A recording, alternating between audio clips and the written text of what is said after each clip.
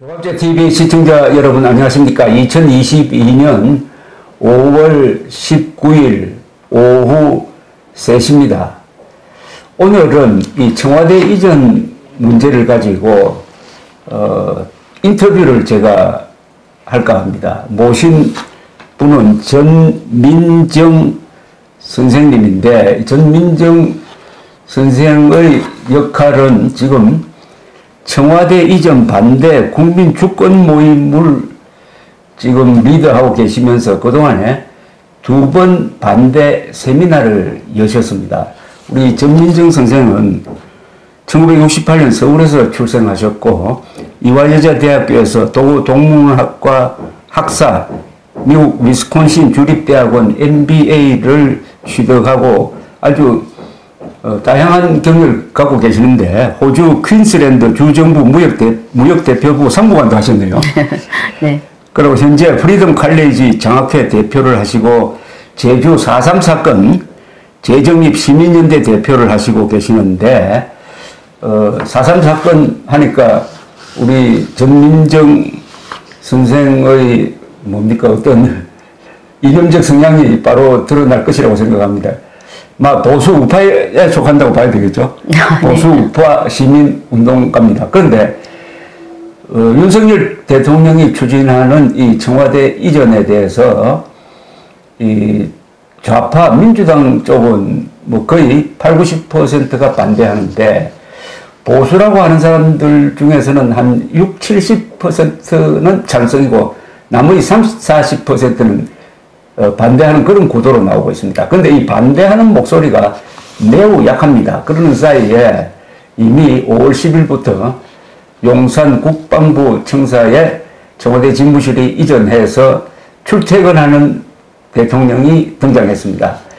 대통령 중심제를 취하고 있는 나라 중에서 미국, 대표적인 나라가 한국, 미국, 그리고 프랑스, 멕시코, 브라질, 터키 이렇게 되겠는데, 대통령이 출퇴근하는 나라는 없습니다. 그러니까 집무실과 숙소가 이렇게 분열이 돼가지고 이중살림을 하고 있고, 매일 출퇴근하는데 경찰 병력이 아마 100여 명씩 이상 이렇게 동원될 것입니다. 이런 상태가 얼마나 오래 지속될 것이냐 하는 게 첫째 문제고, 그 다음에 이 전민정 여사님이 물 모신 거는 무엇보다도 이렇게 하는 게 이게 법률에 맞느냐, 헌법에 맞느냐, 그리고 국민 주권을 이게 존중하는 행태이냐, 한국 현대사의 정통성을 부정하는 것 아니냐 하는 이 근원적 문제가 지금 제기되고 있는데, 가장 활동적으로 그냥 불평만 하는 게 아니라 조직을 만들고 세미나를 통해서 어떤 목소리를 지금 지속적으로 이어가고 또 헌법 소원까지 지금 했습니다. 앞으로도 할 계획이라고 합니다. 그런 점에서 하실 이야기가 참 많으실 것 같아서 모셨습니다. 아주 귀한 운동을 하시고 있다는 생각이 듭니다. 요사이 그러면은 이 운동을 하는 그 출발점이 뭐였습니까? 우선 우파로 분류가 된다면은 보수 우파는 말을 너무 지나치게 하는 게 좋지는 않은데, 사실은 국민인데, 보수든 우파든 좌파든 다 국민인데, 이 운동을 시작해야 되겠다는 것은 아마 화가 나셔서 그렇게 된 것 같은데, 네. 그 출발점부터 한번. 아니, 저는 윤석열 대통령께서 이제 당선되시는 날, 너무 기뻐서 눈물을 흘렸어요. 왜냐면 이제 정권교체 너무 간절했지 않습니까? 그래서 정권교체가 돼서 너무 기뻤는데, 이제 그 다음에 바로 첫 번째 나온 것이 청와대를 이전하고 또 해체하겠다. 그렇죠. 그래서 저는 깜짝 놀랐어요. 왜냐하면 그런 중대한 사항은 어느 한 개인이 결정할 사항이 아니고 국민의 뜻을 물어봐야 된다. 그렇죠. 그리고 우리나라가 국민 주권 국가인데 국가 중대사를 결정할 권리는 국민에게 있지 대통령이나 의회에서 독단적으로 할 수 없다라고 그렇죠. 생각을 했는데, 굉장히 일방적으로 또 의견 수렴 없이 추진을 하는데, 졸속 추진을 하는 것을 지켜보면서 이거는 첫 단추가 굉장히 잘못되어 있다. 예, 그렇게 생각을 했고, 특히 이 청와대의 경우에는 대한민국의 정통성과 어떤 역사적인 저희 정체성, 정통성 이런 것들이 있는 곳인데, 그렇죠. 깃들어 있는 곳인데 이거를 국민적인 합의 없이 옮긴다. 저는 정말 잘못된 행보라고 생각을 하고 당시에 이거를 어떻게든 좀 막아봐야겠다. 근데 뭐 기억하시는 분들 많으시겠지만 당시에 막 카톡방이나 굉장히 루머가 많이 돌았어요. 뭐 청와대 간첩이 있다부터 해서 네. 지금도 그런 루머가 많아요. 예, 도청 장치가 있다. 뭐 이런 그래서 일단은 뭐 있으면 들어가서 그거를 처리하라고 저희가 관심 잡기가 딱 좋지. 예, 그럼요. 예, 들어가서 증거를 잡으면 처벌하면 되는데. 근데 이제 그런 루머가 많으면서 이전 반대하는 목소리를 낼 수 없게끔 분위기가, 그러니까 이거 이전은 잘못된 것 같다. 너무 졸속이다. 이렇게 하면 안 된다. 라고 의견을 제시를 하면은, 이렇게 좌파편이냐, 이래 되는 거예요. 예, 그렇죠. 발목 잡지 마라. 발목 잡지 마라는 말이 많이 나왔습니다. 그래서 사실은, 저는 3월 달에 너무 충격을 받았어요.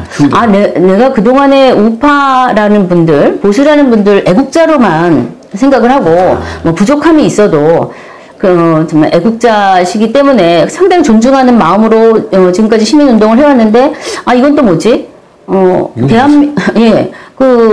아니 청와대를 뿌리를 뽑겠다는데 이 청와대는 제가 이해하기에는 대한민국 대통령 제도에 뒷받침을 해주는 그렇죠. 상징이고 이 대통령 제도의 상징인데. 뭐 제왕적 권력이다. 역대 대통령들을 다 독재자로 이렇게 몰아붙이고 뭐 권위주의 문화 이런 거 부정적인 거를 부각을 하고 아니 국민들이 지금 역사 의식이 혼미하고 그다음에 역사가 많이 왜곡돼서 제대로 된 역사를 알 기회도 없는데 우파에서 밀어주는 대통령 당선인께서 하시는 일이 그런 거에 대한 문제의식 없이 어떤 깊은 통찰 없이 그냥 졸속으로 청와대를 없애버리겠다. 이전하겠다, 해체하겠다 이런 거에 대해서 저는 상당히 분노를 했고 그 다음에 우파의 대응 또 자칭 보수라는 분들의 대응을 보고도 너무너무 실망을 많이 했습니다. 그리고 너무 비과학적이고 예, 상식적이지 않은 도청 장치가 있으면 그걸 어떻게 해결을 못 하겠습니까? 그렇죠. 제가 너무 답답해서 사실은 이제 정치인 중에 제가 여쭤봤어요. 청와대 도청장치 있다는데 그거 해결 못 하십니까? 그랬더니 웃으시더라고요. 말도 안 된다는 뜻으로 웃으시더라고요. 그래서 일단은 왜 이렇게 강행을 했느냐? 가장 큰 문제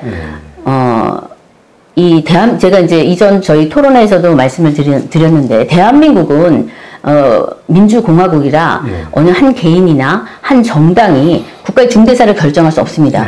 국민이 결정을 해야 되는 나라예요. 그러면 그거 우리나라의 헌법을 제정하고 개정하는 권력은 국민이 가지고 있습니다. 헌법 권력이에요. 그렇죠. 국민이 권력을 위임한 국가 권력은 대통령과 의회가 가지고 있습니다.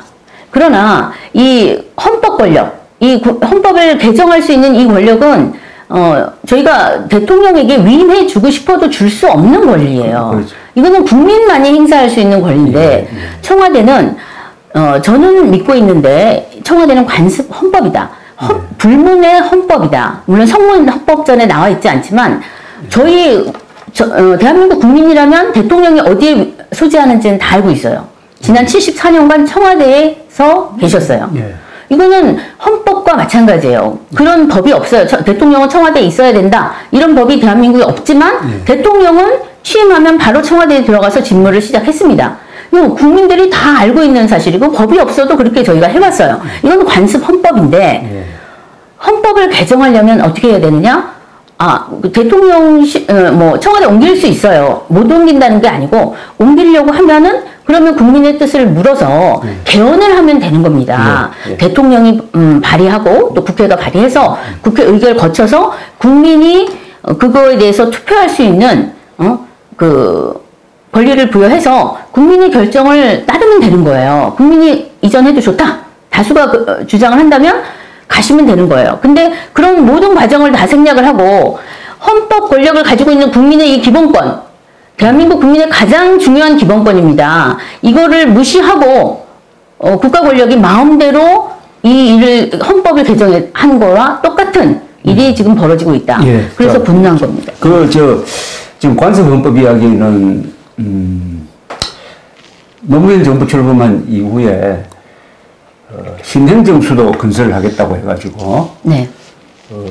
나섰는데 나중에 보니까 신행정 수도라고 해놓고 행정부는 물론이고 국회와 청와대까지 옮긴다. 그래서 그때 이명박 대통령 쪽에 당시 서울시장 쪽에서 이것은 헌법 위반이다 해가지고 제소를 한 거 아닙니까? 네네. 그래서 헌법재판소에서 아주 유명한 판례가 나왔어요. 서울이 대한민국의 수도라는 것은 헌법에 적혀 있지 않지만은 그것은 관습적으로 인정되는 헌법 사안이다. 그러니까 헌법 개정하지 않고 신행정 수도로 위장한 수도 이전은 안 된다. 이래 된 거거든요. 네네. 그러니까 우리 전민정 여사님의 논리는 수도와 맞먹는 가치를 가진 게 비중을 가진 게 청와대다 이런 뜻이군요. 네. 그렇죠. 예. 또 수도의 일부일 수도 있고.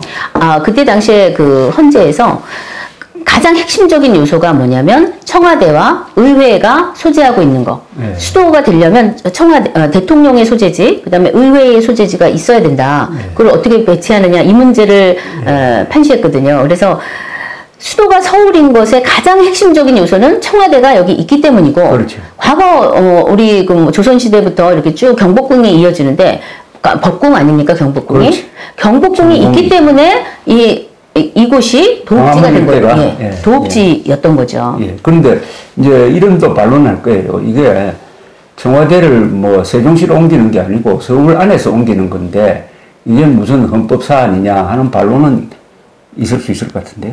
네. 자, 그 다음에 처음 출발점부터 한번 따져봅시다. 제일 처음에 윤석열 대통령 후보 시절에 청와대에 이전하겠다는 공약을 했습니다. 그때는 광화문으로 나오겠다고 그랬어요. 광화문 정부 청사로 나오겠다는 이야기를 했고, 동시에 나는 첫날부터 광화문에 근무하겠다라고 했습니다. 그때 제왕적 권력이라는 말을 썼어요. 그 다음에 지난 3월 20일 공식적으로 청와대 이전을 자신이 직접 발표할 때 청와대는 왜 안 되느냐. 청와대는 제왕적 권력의 상징이다라는 표현을 썼습니다. 이게 이제 문제입니다. 제왕적 권력의 상징이니까 청와대는 버려야 될 곳이다. 또는 해체되어야 할 곳이다 하는 게 이제 거기 포함되어 있고 자기 행동으로서 하루라도 거기는 안 들어가겠다. 이렇게 함으로써 청와대를 일종의 역사적으로 매도 부정했다고 볼 수가 있습니다. 그런데 지금 이런 글이 지금 올라와 있습니다. 여기는 지금 청와대가 아니고 제20대 대통령직 인수위원회 청와대 이전 TF가 올린 글로 되어 있거든요. 대통령실로 되어 있고 청와대 지금 또 이게 대통령실 해가지고 그냥 그 글이 옮겨간 모입니다. 그죠? 그러면은 네네. 하여튼 뭐 그렇다 치고 이렇게 적혀 있습니다. 이 문장이 굉장히 중요합니다. 뭐든지 일의 출발점을 우리가 정확하게 짚고 그게 첫 단추인데 첫 단추가 정확하게 왜 정는지를 확인을 해야 그 뒤에 진행 상황을 우리가 점검할 수가 있는데 이렇게 써놨습니다. 국민 속으로 용산에서 시작하겠습니다. 지금의 청와대는 조선 총독부 관저 경무대에서 이어진 권위주의 제왕적 대통령 문화의 상징이었습니다. 야, 이 문장은 절대 이게 대통령실이 아니라 대한민국에서 공무원직을 가진 사람이 절대로 입에 담아서는 안 될 이야기를 여기 해놓았습니다. 이거는 여러분들이 분노하셔야 돼요. 다시 읽겠습니다. 지금의 청와대는 조선 총독부 관저 경무대에서 이어진 권위주의 제왕적 대통령 문화의 상징이었습니다. 지금 청와대는 대한민국의 위대한 문명 건설의 사령탑이었습니다.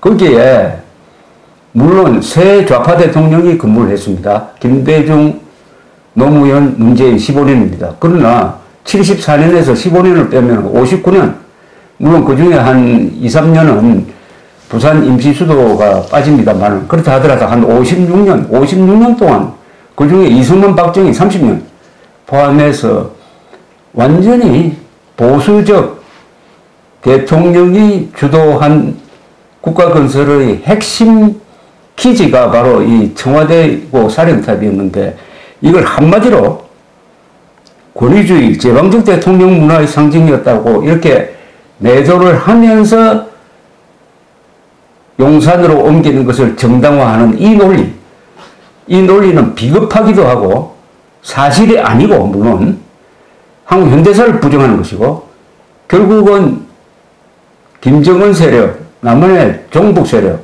문재인 세력이 좋아하는 역사관을 여기 담은 겁니다. 여기서부터 첫 단추가 잘못 깨졌다. 이렇게 이해해야 되는 건 아닐까요? 네네, 맞습니다.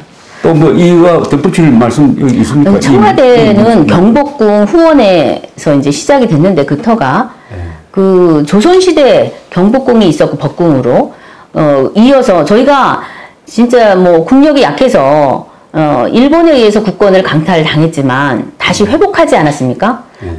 그리고 그 경복궁 후원에서 경무대로 건국을 했고 시작이 됐습니다. 그리고 지난 74년간 전 세계에 유례가 없는 기적의 발전을 이룬 곳이에요. 그렇죠. 지금은 대한민국이 민주주의 국가가 됐고 인권 선진국이 됐습니다.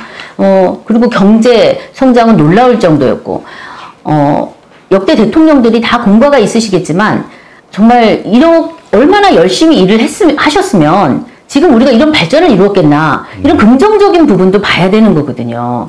그런데 지금 조선총독부 마치 청와대가 조선총독부 관저에서부터 시작된 것처럼 그게 아니고 그 이전에 경복궁의 후원에서 시작된 우리 민족사적인 정통성이 흐르는 곳입니다.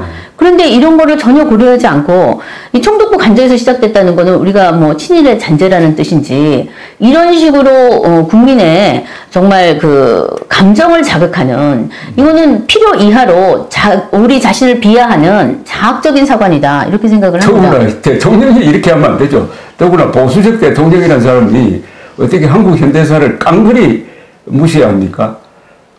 지난 70년의 대한민국 역사가 세계사에서 기록될 만한 기적의 문명 발전을 이뤘다면은 바로 그 중심에 청와대가 있었고 그렇다면 청와대는 미국 민주주의의 상징인 화이트 하우스 이상으로 자랑스러운 세계에 자랑할 만한 이거는 일종의 세계 문화유산 아니겠어요?